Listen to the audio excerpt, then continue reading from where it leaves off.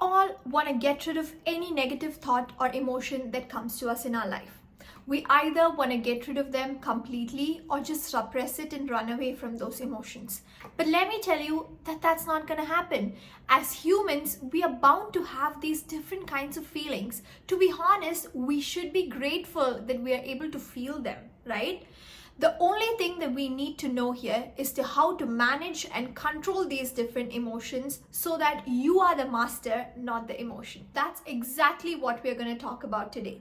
Emotional intelligence or emotional resilience is not an inherent character or an inherent trait that comes in along with your gene.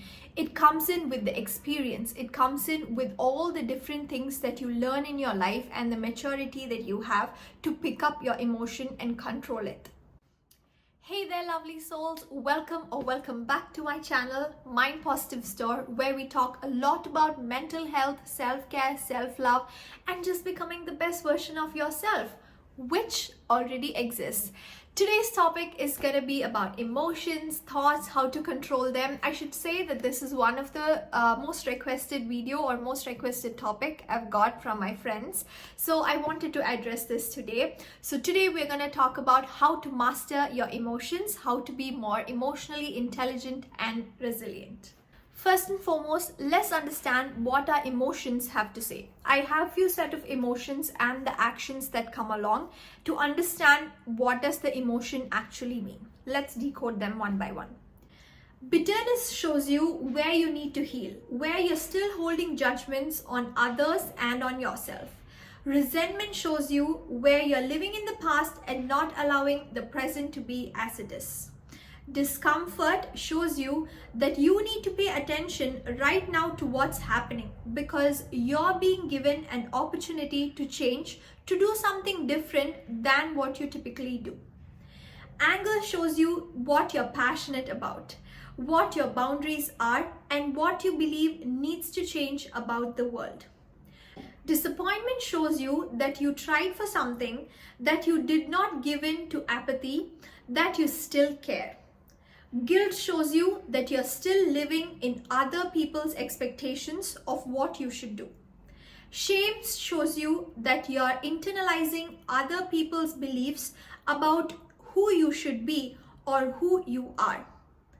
Anxiety shows you that you need to wake up right now and that you need to be present, that you are stuck in the past and living in fear of the future.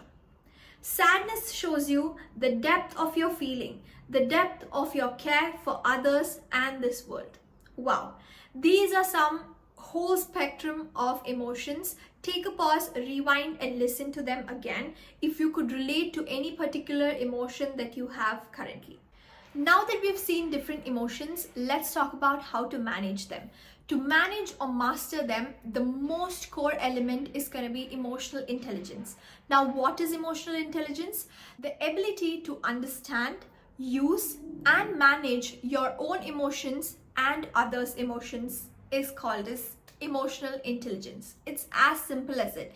When you know how to manage your emotions, when you know how to understand your own emotions, when you know how to control them, you are emotionally intelligent.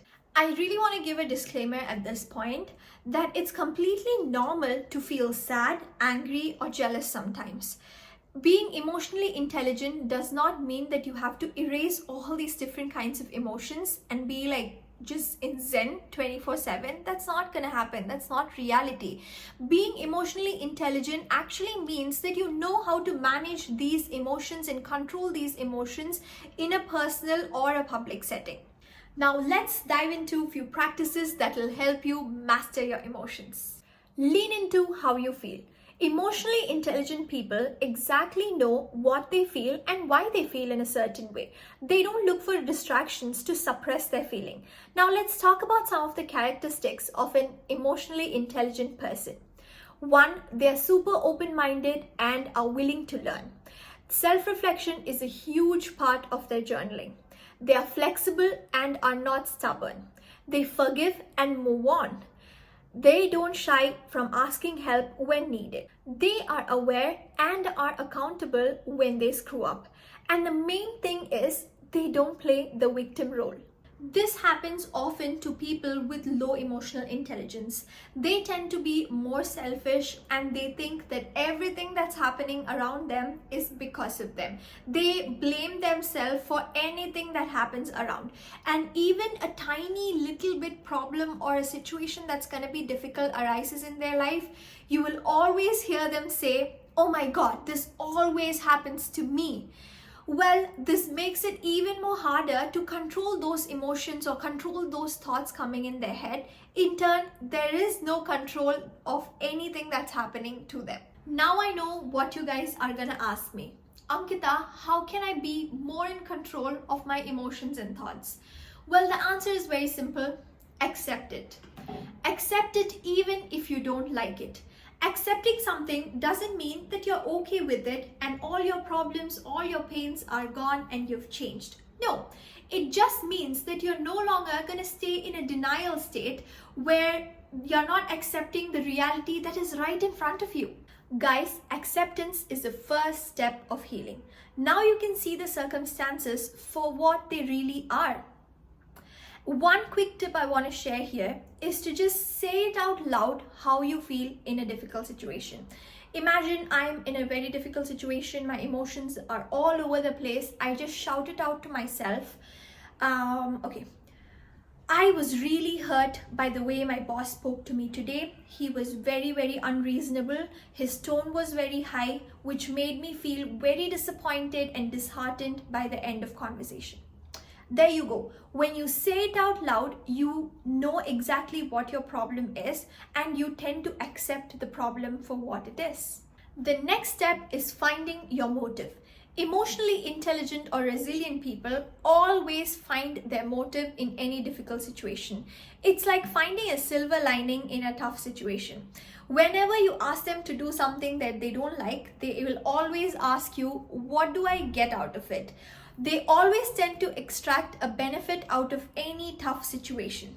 Instead of thinking that you don't want to work out or go to the gym, think about how you're going to feel once you're done with it. It's going to be an incredible boost to get through that difficult situation without complaining. In anything that life has to offer, there will always be a benefit that you can extract, and emotionally intelligent people will always find that. Learn to laugh at yourself. Humor is a great tool to diffuse any tense or difficult situations. That's why we come back feeling so lighthearted after we watch a good comedy movie. Laughter actually releases endorphin hormones in our body. Now, endorphin hormones are also called as feel-good hormones. These hormones can be a super help for people who are in a very difficult and depressed mood. I have this one friend who can make jokes out of really tragic problems that she is facing. If someone else was in her shoes, they would have bawled their eyes out. But this person is so humorous, so lighthearted that she can face any problems. And every time I wonder, how is she coping up with all these problems coming to her one by one? But only later I realized how emotionally resilient she is to cope up with laughter and humor. So she doesn't take the problems so seriously and cause more pressure to her life.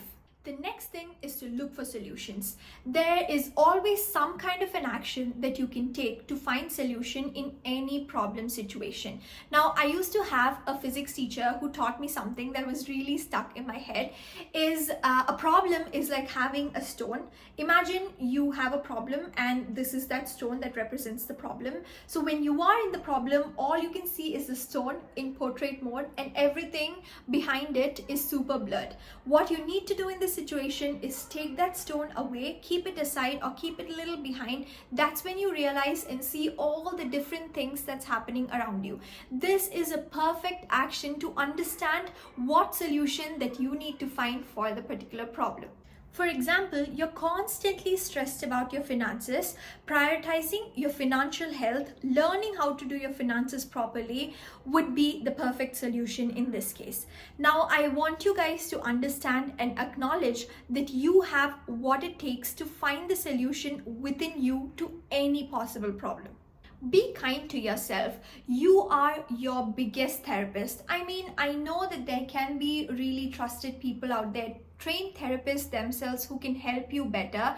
But I want you to know that in spite of all their help, it is you, your willpower, your energy to do something is what will take you from a difficult situation and put you in a better situation. Emotionally intelligent or emotionally resilient people know how strong they are in themselves, which helps them master their emotions even better. And these people will not lose an opportunity to gossip or judge about others.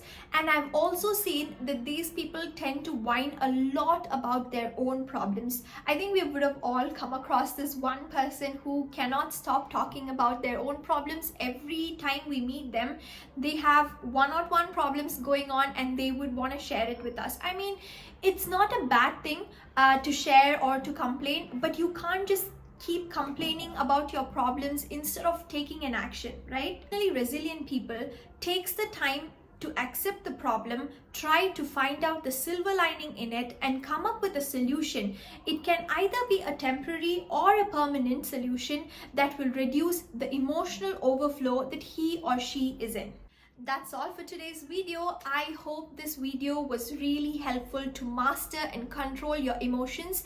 I would really want to emphasize the fact that, guys, this video doesn't say or doesn't mean that you have to erase all sorts of your emotions at the current point.